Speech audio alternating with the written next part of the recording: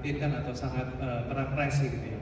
Dan narasumber terakhir kita adalah juga seorang advokat pro bono yang juga berkelindan banyak dalam isu-isu keadilan, hak asasi manusia, dan juga bantuan hukum struktural, yaitu Ma'ruf Bajamal, yang merupakan staf advokasi di Lembaga Bantuan Hukum Masyarakat. Malamnya, intinya saya coba akan memandu diskusi kita hari ini, dan juga mungkin nanti akan ada beberapa pertanyaan-pertanyaan yang berkaitan dengan film yang barusan telah kita tonton. Selama 45 menit ke depan kita akan coba berdiskusi, dan mungkin narasumber akan memberikan banyak pandangan-pandangan dan juga mungkin dari hak asasi manusia, dan juga masuk dalam spektrum kebebasan sipil yang merupakan sebuah landasan untuk melihat bahwa ruang demokrasi atau ruang partisipasi publik itu dibuka. Namun sayang, tahun ini berdasarkan catatan Kontras dan beberapa lembaga pengamat gitu ya, terutama kami mengambil sampel dari Freedom House gitu kan, bahwa kondisi demokrasi kita hari ini itu mengalami penurunan, juga menjadi faktor penentu dalam kualitas demokrasi. Berdasarkan catatan Kontras 2018-2021 ada terdapat 799 pelanggaran terhadap kebebasan berekspresi, yang mayoritas itu berwujud persekusi, perundungan, kriminalisasi, dan lain sebagainya, yang mana itu disebabkan oleh setidaknya 3 faktor yang akhirnya malah memberikan presi terhadap ruang-ruang ekspresi atau ruang-ruang kebebasan sipil. Lalu faktor kedua itu adalah penegakan hukum atau aparat penegakan hukum yang cukup sangat represif dalam beberapa tahun terakhir, dengan banyaknya penggunaan metode kekerasan. Selain dari mungkin memperlihatkan soal lingkungan atau nuansa diskriminatif yang saat ini memang masih marak ya, dan masih menjadi norma yang umum. Artinya komunitas waria sebagai penerima manfaat di provinsi, di kota masing-masing, di 8 provinsi. Dan salah satunya tentu Jabar, di mana Bandung menjadi penerima manfaat.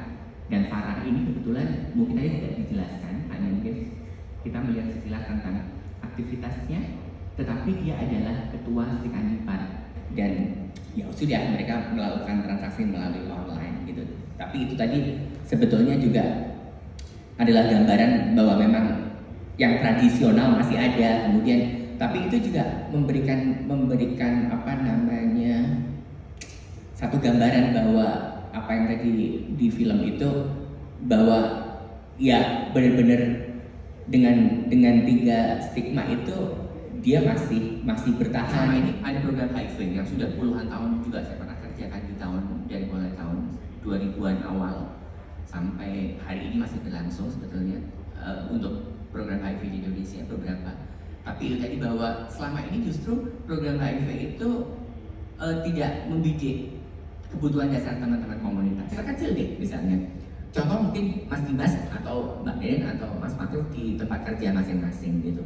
Kalau misalnya di saya ini contohnya, partisipasi ruang publik ya, saya pikir teman-teman kantor saya ya, yang kemudian bagaimana kemudian tidak melakukan pembiaran terhadap tertutupnya akses-akses itu. Misalnya bagaimana kemudian setidaknya kerja itu ya sudah tidak melihat lagi.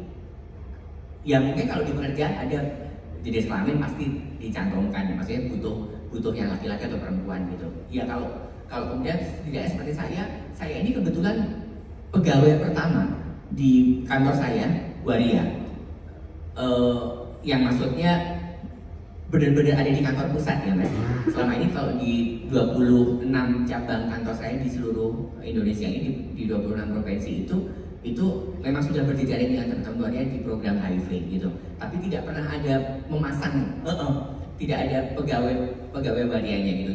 Dan kita menciptakan ruang inklusif itu, saya pikir melalui lingkup terkecil kita dulu. Itu yang sebelum kita menyadarkan orang banyak di luar sana, tapi kemudian kita tidak berikan ruang apapun gitu di sekitar kita gitu. Jadi itu rasanya akan jadi kerja yang lebih berat gitu. Dan buat saya ini salah satu contoh misalnya.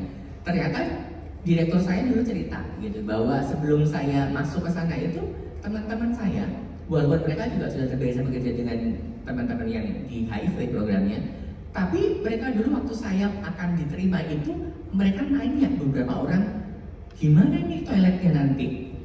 Gimana nanti kita memperlakukan dia gitu.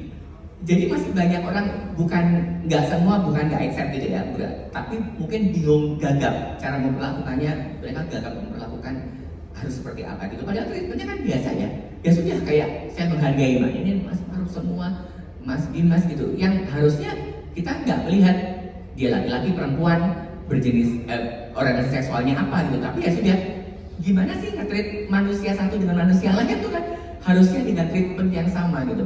Masalah toilet juga saya pikir selalu lucu ketika orang nanya, kalau Waria toiletnya kemana? Ke laki-laki atau perempuan? Ya jelas karena saya mengekspresikan diri sebagai perempuan dan memang saya menganggap diri sebagai perempuan, ya saya masuk ke toilet perempuan. Gak mungkin saya kemudian kencing dan berdiri di urinal laki-laki gitu. Dan artinya itu sudah hal logis gitu. Dan itu tadi sekali lagi membuka ruang publik itu untuk teman-teman minoritas terutama itu mesti dimulai pertama dari pikiran kita sendiri. Yang berpikir bahwa kebebasan berekspresi itu hanya dalam urusan kita mengekspresikan diri saja. Padahal kalau kita lihat ekspresi dalam konteks itu luas banget gitu ya. Mulai dari bagaimana kita bisa menyampaikan pendapat, menyampaikan opini, bagaimana kita bisa mengakses informasi gitu. Itu pun sampai masuk ke dalam ranah kebebasan berekspresi gitu. Dan makanya kenapa ini menjadi sangat penting bahwa karena ketika kebebasan berekspresi itu dibatasi atau bahkan dihilangkan seluruhnya, itu akan membuat kita tidak bisa berkembang gitu ya. Karena kan selama ini ketika teman-teman belajar misalnya dari sekolah, masuk sekolah gitu ya, mengakses informasi, itu adalah salah satu bagian dari kebebasan berekspresi sehingga kita bisa meningkatkan semua potensi diri yang kita punya gitu kan. Itu yang penting sebetulnya. Jadi bukan cuma sekadar kita mungkin kalau dengar ekspresi kayak wah ini teman-teman yang memang ekspresif banget gitu ya di art misalnya kayak gitu kan, kebayangnya yang bisa menunjukkan ekspresinya sangat vokal misalnya seperti itu. Padahal kalau kita lihat lagi tadi secara definisi yang sangat luas, kita baca buku, pilihan buku kita, bahkan kita mau menunjukkan kita sedang sebal, kita sedang sedih gitu ya, bahagia, itu juga salah satu bentuk ekspresi. Atau bahkan ketika kita milih tidak nonton film A dan saya milih film B, itu juga bentuk ekspresi juga gitu. Jadi sampai paling jauh misalnya sampai ke pilihan politik, misalnya bagaimana kita bisa memilih satu partai, memilih satu pimpinan, preferensi, semuanya itu adalah bentuk ekspresi. Makanya ketika salah satu dari bentuk ekspresi itu dibatasi, itu sudah barang pasti akan berdampak kepada bagaimana kita bisa mencapai potensi diri, tidak hanya personal, bahkan juga komunal gitu ya, bahkan potensi negara kita gitu. Indonesia juga bisa mengekspresikan gitu bangsanya atau negaranya di kancah internasional dengan apa? Dengan bentuk ekspresi kita gitu. Kita bisa dengan mudah misalnya menyampaikan bagaimana sih Indonesia ingin dilihat secara global gitu ya, ingin dilihat sebagai negara yang ramah misalnya. Itu kan salah satu bentuk ekspresi yang ditunjukkan juga gitu. Jadi inilah kenapa kita dari awal judulnya saja udah freedom of expression, ya itu karena dampaknya tidak hanya ke level yang sangat kecil, tapi bahkan sampai ke level yang sangat luas gitu ya dalam tingkat negara atau global kayak gitu. Oke, menarik. Kalau kita lihat kan sebenarnya kultur kebebasan berekspresi di Indonesia ini punya sejarah yang memang kelam gitu ya di Indonesia. Terutama 32 tahun masa otoritarianisme membuat apa yang tadi disampaikan oleh Nenden gitu kan, soal pemilihan yang bebas terhadap preferensi politik, bahkan di level paling ekstrim gitu kan, itu benar-benar direpresi, baik itu secara subtil atau tidak langsung maupun langsung. Sebenarnya setelah reformasi, sebenarnya kan hantu-hantu atau metode atau kultur-kultur itu berusaha atau diimajinasikan untuk dihilangkan gitu ya. Tapi melihat kondisi sekarang gitu ya, 10 tahun terakhir kita melihat bahwa ternyata ruang kebebasan berekspresi tidak hanya hanya stagnan, tapi justru agresif gitu ya, menurun. Sebenarnya faktor apa sih dan yang mungkin diteliti oleh teman-teman SafeNet ya dalam fenomena belakang ini soal mundurnya iklim kebebasan berekspresi, apa yang paling dominan dan kenapa akhirnya kita jadi makin tidak bebas lagi seperti cita-cita reformasi. Yang menarik adalah ketika internet karena SafeNet ya, kita merge di dunia digital gitu, karena kita tahu dulu ketika kemunculan internet itu di awal ataupun kemunculan dunia digital itu dianggap sebagai salah satu angin segar lah buat kita untuk bisa memiliki ranah untuk berekspresi yang lebih luas dibandingkan dengan dunia nyata yang saat itu mungkin memang lagi rame-ramenya direpresi gitu ya, secara fisik gitu. Dan kemudian muncul internet sebagai sebuah kabar baik bagi masyarakat untuk bisa mengekspresikan dirinya, untuk bisa mencapai kapasitas diri yang paling tinggi gitu ya. Hal tersebut sebenarnya bertahan cukup gitu. Dan banyak penelitian yang menyebutkan bahwa peningkatan penetrasi internet itu berdampak baik terhadap demokrasi sebetulnya di awal-awal kehadiran internet gitu. Tapi entah kenapa ya, mungkin bisa dibilang 10 tahun terakhir di Indonesia, 12 tahun terakhir di Indonesia, ternyata ruang-ruang yang sudah kita anggap sebagai sesuatu yang sangat penting dan bisa membuka peluang bagi kita untuk di dalam konteks freedom of expression misalnya bisa mengekspresikan diri lebih luas, ternyata mulai dimasuki juga oleh orang-orang yang berusaha untuk membatasi hal tersebut gitu. Misalnya di Indonesia sendiri gitu ya, dalam ya kalau kita bilang 10-15 tahun terakhir gitu ya, bagaimana Indonesia mulai berkembang, internet mulai berkembang di Indonesia, tapi bersamaan dengan itu juga ternyata negara mulai masuk untuk membatasi hal tersebut gitu ya. Kita tahulah bagaimana di 2008 kemudian undang-undang ITE disahkan gitu ya kan, dan sejak itu konsisten sampai saat ini tahun 2020 sekarang 2022 gitu ya.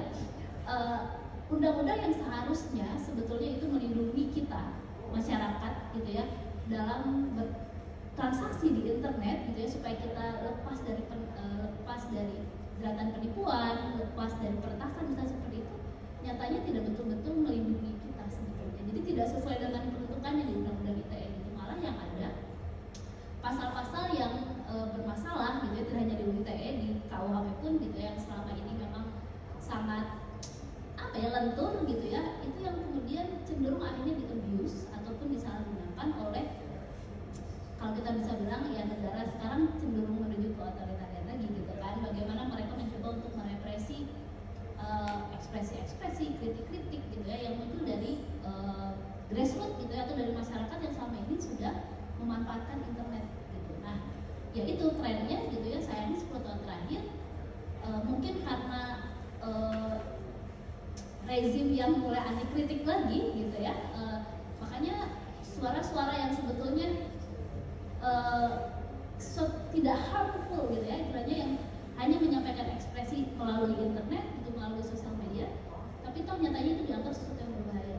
Nah, makanya pasal-pasal yang bermasalah di UU ITE pun disalahgunakan ataupun dimanfaatkan sebegitu besarnya untuk menekan suara-suara tersebut gitu. Dan ya trennya mau nggak mau dari pantauan SafeNet pun tahun ini bukannya lebih baik dari tahun sebelumnya gitu ya. Jadi spoiler, teman-teman di laporan terdepan pasti akan melihat bahwa kasus-kasus kriminalisasi ekspresi tidak hanya dalam undang-undang ITE, karena sekarang banyak juga nih strateginya nih, ternyata mereka udah mulai pakai KUHP juga gitu kan, sudah mulai pakai pasal lain, dan bahkan kalaupun tidak secara eksplisit menggunakan kriminalisasi dengan undang-undang, sekarang modelnya untuk meredam suara atau ekspresi adalah dengan adanya serangan digital gitu. Nah, makanya itulah trennya gitu.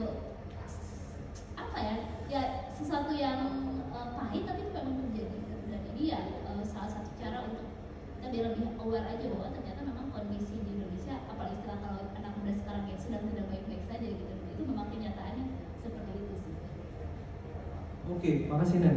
Bagi teman ini sekedar informasi, saya nggak mau promosi SafeNet, tapi karena SafeNet memang punya satu program untuk memberikan perlindungan digital pada teman-teman. Ada beberapa panduan-panduan yang mungkin bisa dibaca oleh teman-teman dari website SafeNet. Silakan akses. Teman-teman juga ke depan diharapkan juga bisa dapat menjaga diri dan juga melindungi diri, terutama dalam aktivitas digital yang sekarang memang seperti hutan belantara ya, mungkin ya, gitu, karena ada banyak ruang-ruang atau potensi-potensi kekerasan yang juga mungkin mengancam teman-teman semua.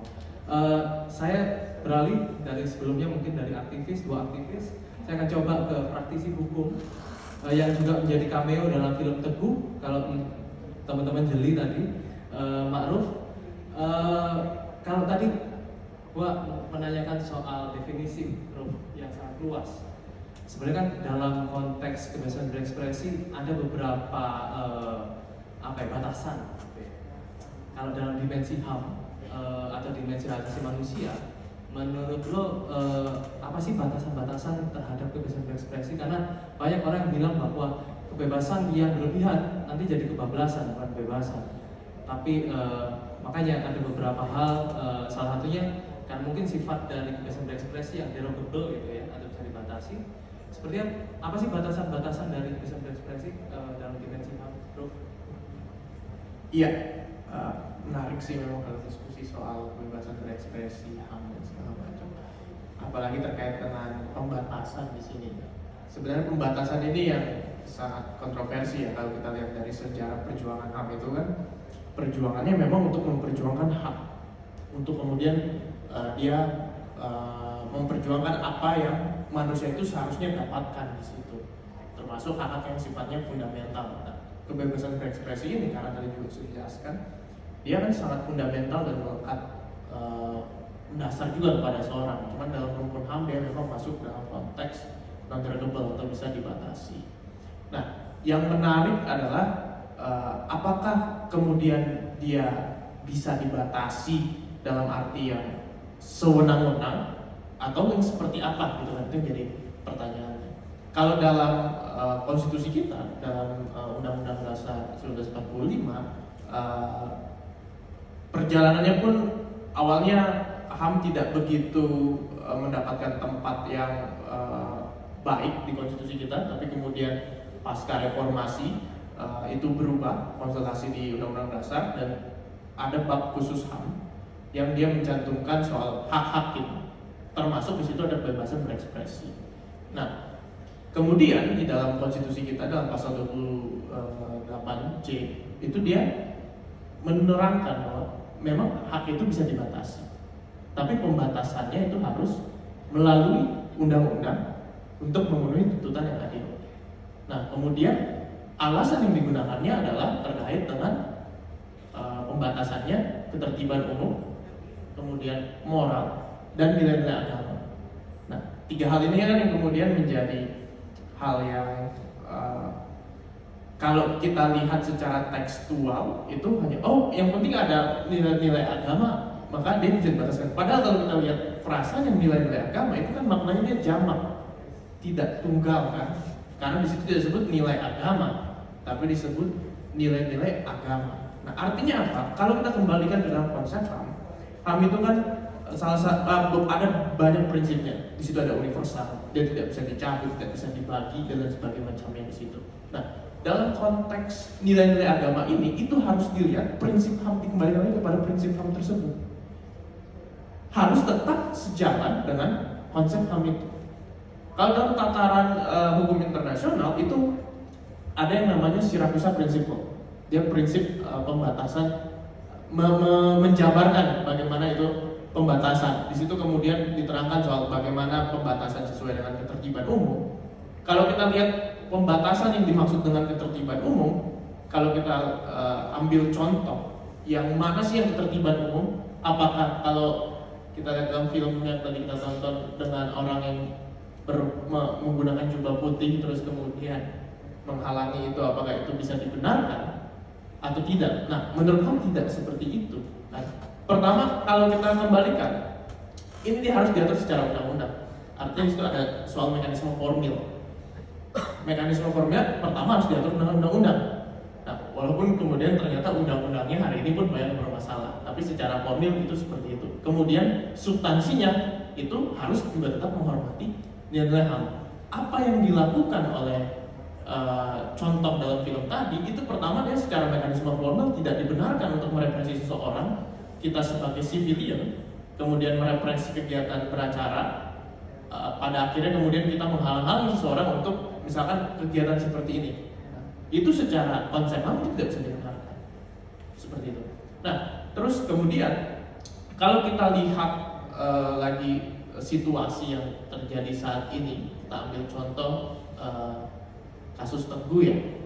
Karena kebetulan saya juga sebagai orang yang berkecimpung langsung di dalam menangani kasus itu, simpelnya adalah kasus itu sebenarnya ekspresi seseorang terhadap orang yang dikasihnya untuk dia menjalankan hubungan percintaan mereka. Buat saya sebagai manusia, cinta dan harapan itu sendi yang paling utama kita sebagai manusia. Yang terjadi dalam kasus Teguh itu orang mengekspresikan cintanya itu bisa berujung kepada pemecatan. Padahal tidak ada relevansinya hal tersebut dengan pekerjaan yang dilakukan. Terus kemudian teman-teman transpuan yang memang di antara teman-teman minoritas gender itu transpuan yang terlalu terlihat ya, karena dia nampak gitu. Dan kemudian berdasarkan riset yang dilakukan oleh LPHM, mereka yang paling banyak mendapatkan represi. Artinya apa? Hari ini orang mengekspresikan sesuatu itu bisa berujung pada represi. Dalam kasus Teguh seperti itu, dia mengekspresikan cintanya itu berujung pada represi, dia dipecat dari institusinya. Teman-teman transpuan mau beraktivitas, misalkan dia membuat acara kumpul-kumpul seperti ini dan segala macam, itu dia direpresi. Artinya apa? Apakah hal-hal seperti itu dibenarkan secara HAM dalam konteks pembatasan? Sangat tidak benar. Itu selalu saya bilang ya, ini ilegal gitu ekspresi orang. Hari ini saya selalu bilang kesimpulannya adalah hari ini orang mau mengekspresikan sesuatu itu bisa berujung menjadi represi. Nah, itu tidak bisa dibenarkan dan ya itu harus kita kembalikan lagi kepada kitanya, harus kita lakukan. Soal Maruf menjelaskan soal derivasi atau turunan dari beberapa pembatasan yang harusnya nggak serampangan, tapi juga ada aturannya atau ada batasan yang dibatasi juga oleh beberapa prinsip gitu ya. Nah menarik Ruf gitu kan, kalau melihat fenomena ke belakang gitu kan, apalagi tadi disebutkan soal beberapa produk legislatif yang ternyata justru malah menekan ruang-ruang ekspresi dalam konteks sipil gitu ya. Melihat beberapa undang-undang ke depan gitu kan, kalau kita mau berefleksi perjalanan panjang advokasi kita terkait rancangan kitab undang-undang hukum pidana yang sepertinya itu juga bisa berpotensi menjadi sebuah draconian law gitu ya, atau sebuah produk undang-undang yang membesar-besarkan sesuatu gitu. Padahal tidak perlu diatur sedemikian rupa. Masih dalamnya adalah beberapa pembatasan-batasan soal ekspresi, soal perilaku-perilaku privat gitu kan. Kalau menurut lo gitu kan, sebagai seorang yang memang berkecimpung dalam beberapa advokasi kebijakan dan sebagainya, seperti apa sih upaya yang mungkin bisa dilakukan dalam menumbuhkan awareness atau kesadaran dari pemerintah juga untuk turut melindungi kebebasan berekspresi atau kebebasan sipil di Indonesia? Iya, pertama-tama yang paling utama kan, kenapa sih pembatasan hak itu harus lewat undang-undang gitu kan? Karena hak itu melekat kepada diri kita, sehingga kemudian ketika ada pembatasan itu juga harus dibahas oleh diri kita sendiri. Nah, itu direpresentasikan oleh dalam tataran peraturan perundang-undangan, kan ada banyak bentuknya. Di situ ada undang-undang, ada peraturan pemerintah dan lain sebagainya macamnya. Tapi hanya boleh lewat undang-undang. Kenapa hanya boleh lewat undang-undang? Karena hak itu melekat kepada diri kita. Artinya apa? Kita harus menyadarkan kepada anggota DPR sebagai representasi kita. Kita tidak pernah menyerahkan kedaulatan kita. Mereka hanya mewakili kita, makanya disebut sebagai representasi. Manifestasi perwakilan itu lewat pemilu itu. Sehingga ketika ada undang-undang yang bisa dibilang drakonian atau overkriminalisasi, itu artinya kita sebagai pemangku kepentingan yang paling utama untuk menghentikan mereka melakukan itu. Itu kemudian kita harus membangun sebuah soliditas bersama untuk melawan anggota-anggota DPR, perwakilan kita yang sudah tidak berjalan dengan sebagaimana mestinya. Karena apa? Ketika mereka membuat produk perundang-undangan yang di dalamnya tidak mengindahkan value-value-nya, substansinya, seperti yang saya bilang tadi, ya ada prinsip-prinsipnya, harus ada pembatasan, dan pembatasan itu harus sesuai dengan nilai HAM. Ketika itu tidak sejalan, berarti undang-undang ini saya bilang tidak merepresentasikan kita. Nah, itu yang tidak bisa kita biarkan. Mekanismenya seperti apa untuk kemudian menumbuhkan harapan ataupun kita melawan hal seperti itu? Ya kita buat dialog-dialog seperti ini. Kalau misalkan ada teman-teman yang punya akses untuk kemudian kepada pejabat legislatif, kepada pemerintah, ya harus kita ingatkan mereka. Sehingga kemudian ketika mereka tidak mengindahkan apa yang kita inginkan, berarti mereka kita pertanyakan, mereka ini representasi siapa?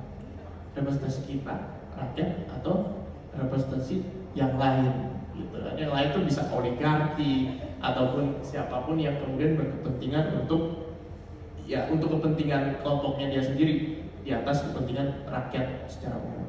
Mungkin seperti itu. Terima kasih banyak, Pak Ruf. Nggak etis atau nggak elok kalau misalnya kita menyelenggarakan diskusi tanpa ada partisipasi dari teman-teman juga untuk terlibat dalam menggaungkan atau membuat gairah diskusi yang menjadi lebih tinggi gitu. Jadi saya mungkin membuka kesempatan pada teman-teman dua penanya maksimal untuk mungkin ada beberapa hal yang ingin ditanyakan atau dielaborasi lebih jauh seputar tema hari ini atau mungkin soal film yang tadi sudah kita tonton bersama. Saya memberikan kesempatan kepada teman-teman sekalian, ada dua, satu dan Bapak yang di belakang. Mungkin silakan Mas maju di mikrofon.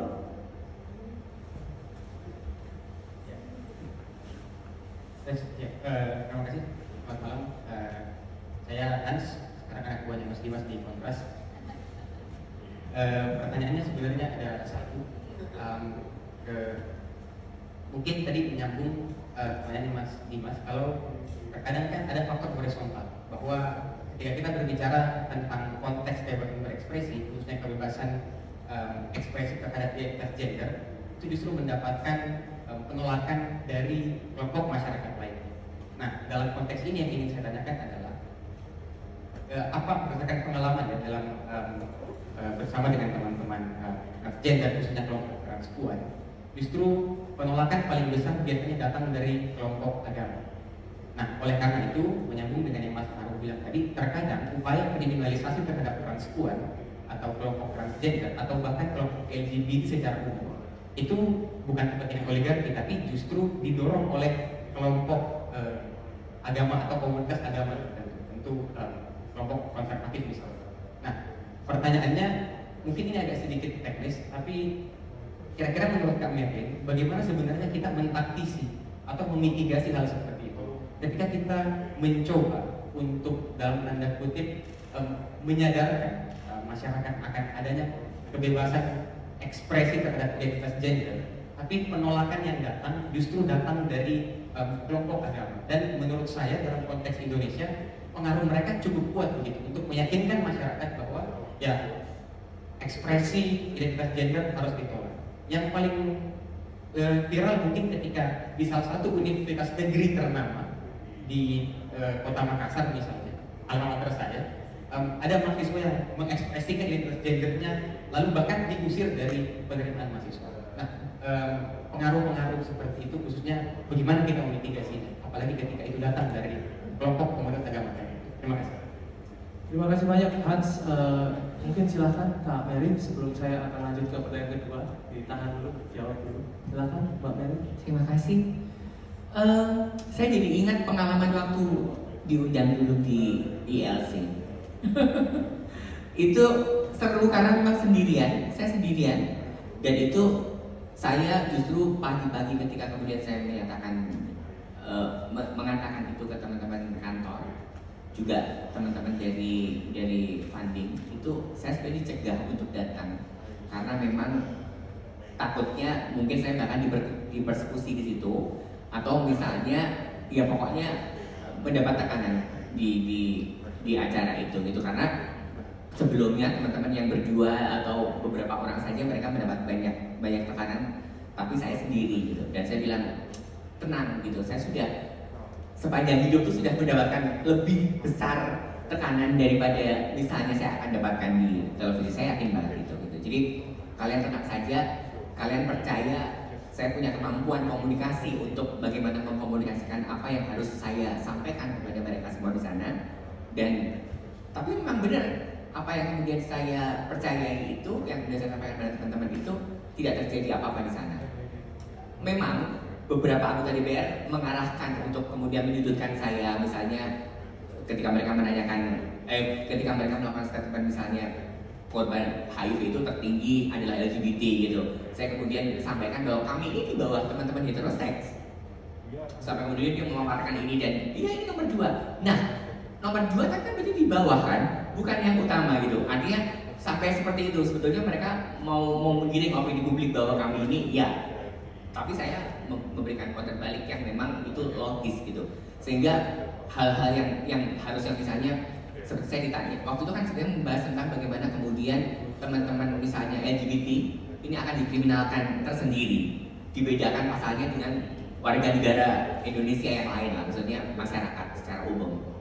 Sampai kemudian saya bilang, loh, justru kalau kemudian membedakan itu berarti justru membedakan kami sebagai warga negara gitu, eksklusif dan kemudian jelas pasti itu memotakkan dan buat kami nggak perlu karena harusnya pedomannya adalah ya even dalam artian kami ini LGBT proses ketika memang kami melakukan pelanggaran hukum gitu loh. Jadi bukan dibedakan pasal orientasinya, tapi bahwa sepanjang misalnya kita melakukan hubungan dengan konsen yang kemudian itu tentunya kita sama-sama tidak merugikan dan saling bersepakat dan tidak ada pelecehan misalnya tidak dengan anak-anak kecil, bukan pedofil ya, itu yang saya maksudkan. Kemudian tidak memperkosa, tidak melecehkan. Saya pikir itu secara umum nilai-nilai itu kita miliki bersama dan saya bilang bahwa harusnya ya itu saja pedomannya.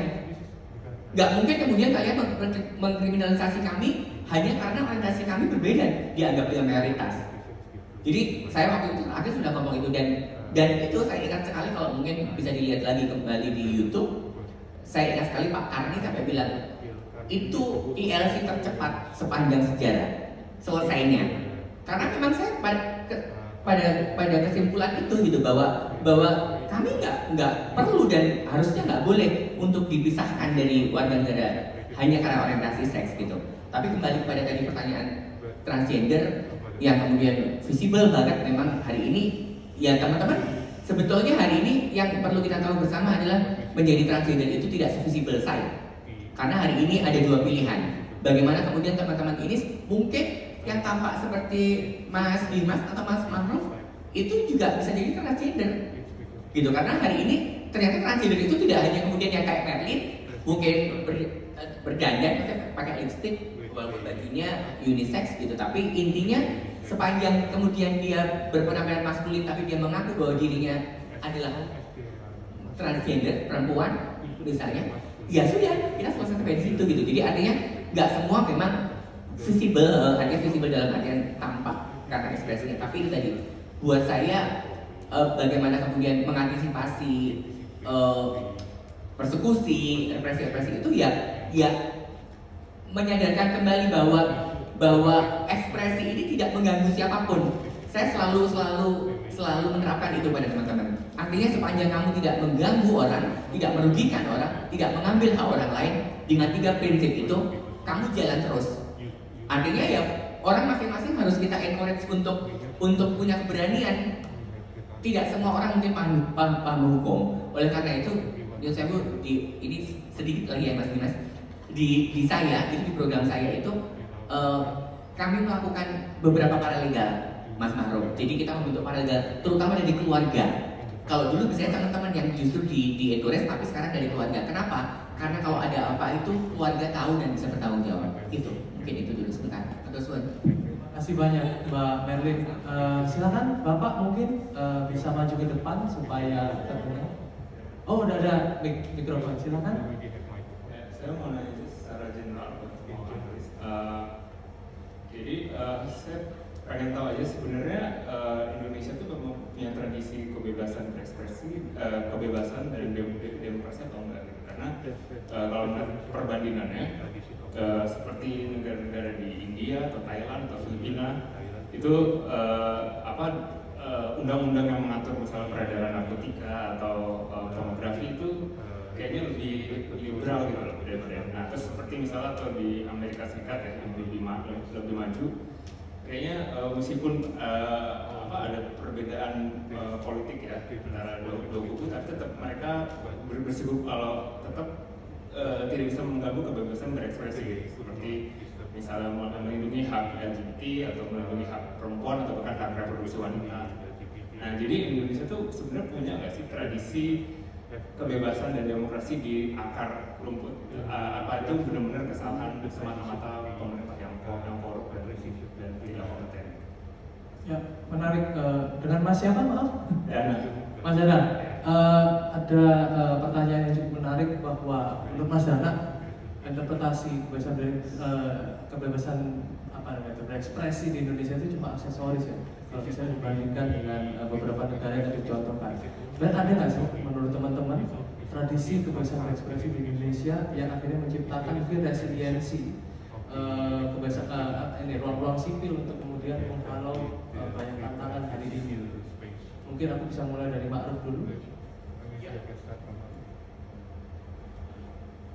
Ya, kalau kita tahu ya, kita negara yang majemuk dan cukup beragam. Tapi yang saya pernah dengar konteksnya misalnya kebebasan atau keragaman seksual itu sudah dikenal di masyarakat Bugis. Itu salah satu menurut saya kebebasan berekspresi yang secara organik muncul dari tradisi budaya lokal kita. Sehingga kemudian artinya apa, itu bukan sesuatu hal yang bermasalah ternyata secara budaya gitu. Karena kan konteks misalnya saya kembalikan lagi ke kasusnya Teguh, salah satu alasan kenapa dia dipecat karena itu dianggap melanggar norma budaya. Kemudian kami argumentasikan sebaliknya bahwa tidak benar ini melanggar norma budaya. Keragaman seksual, keragaman gender itu sudah dikenal sejak zaman dahulu kala dalam konteks masyarakat Bugis. Di situ ada teman-teman beragam istilah, misalkan calalai, calabai, dan segala macamnya di situ yang kemudian kita sampaikan bahwa tidak benar dibilang melanggar norma budaya, gitu kan? Artinya kalau ditanyakan tradisi kita seperti apa, tradisi kita sebenarnya penghormatan terhadap ekspresi itu sudah ada sejak dulu kala. Sebelum kemudian saat ini direpresikan misalkan oleh kelompok yang tadi gitu kan. Tapi kemudian yang menarik untuk kita komentari adalah terkadang seperti ini, apakah kelompok-kelompok tadi itu merepresentasikan mayoritas golongan tertentu? Enggak juga sebenarnya, enggak juga. Cuman kenapa itu kemudian menjadi perhatian? Karena mereka yang kemudian malah melintang menghiasi narasi-narasi publik, sehingga kemudian itu dipandang sebagai suatu representasi publik kita melanggar atau tidak menghargai ekspresi seseorang. Nah, ini yang kemudian harus kita renungkan kembali, kita refleksikan kembali. Apakah yang fenomena-fenomena yang muncul ke dalam masyarakat terkait dengan represi, kebebasan ekspresi dan sebagainya macamnya itu sebagai sebuah representasi kita sebagai sebuah identitas kita sebagai sebuah bangsa atau tidak? Nah, menurut hemat saya tidak sebenarnya. Hanya karena mereka dalam tanda kutip lebih berisik, jadi bisa jadi dianggap mereka yang merepresentasikan kita sebagai sebuah bangsa yang tidak menghargai kebebasan berekspresi itu, gitu. Ya, hampir sama sebetulnya. Kalau kita lihat di grassroots, di kampung-kampung, sebetulnya banyak sekali masyarakat itu menerima keberagaman, gitu ya. Kalau kita melihat sebetulnya sangat biasa. Aku tahu di sebuah desa gitu ya, di kampung itu mereka sangat biasa ketika menerima ada transpuan. Mungkin memang tidak se-ekspres gitu ya, tapi tahu gitu bagaimana sangat feminin, laki-laki feminin ataupun perempuan yang maskulin gitu. Itu diterima dengan sangat baik sebetulnya di banyak tempat, aku pikir gitu ya, di banyak daerah di Indonesia.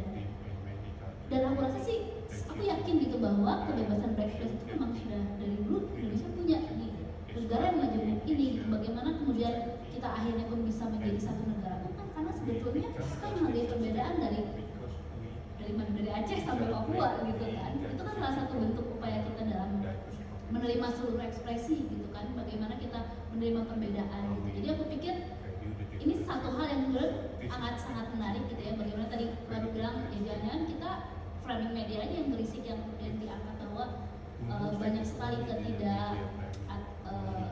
ketidakadilan gitu ya, atau bahkan jangan-jangan kita memang kurang memberikan porsi kepada contoh-contoh baik yang ada di tempat-tempat terpencil misalnya, atau yang selama ini memang ada reported gitu. Karena aku aku pikir akan sangat baik juga nih, mungkin peran-peran teman-teman media juga ya, bagaimana kita bisa mengangkat terus narasi keberagaman, narasi perbedaan, narasi ekspresi itu supaya dikonsumsi lebih banyak oleh publik, sehingga publik juga yakin dan paham bahwa ini memang budaya kita loh, ternyata menerima ekspresi dan kemudian menerima perbedaan gitu, kan malah memberikan porsi yang sangat besar kepada pihak-pihak yang tadi cuma asal berisik gitu, yang kemudian ya akhirnya menunjukkan powernya di situ karena mereka punya privilege untuk misalnya apa ya namanya berkuar-kuar lah di masa seperti itu. Jadi aku sih tetap yakin Indonesia memiliki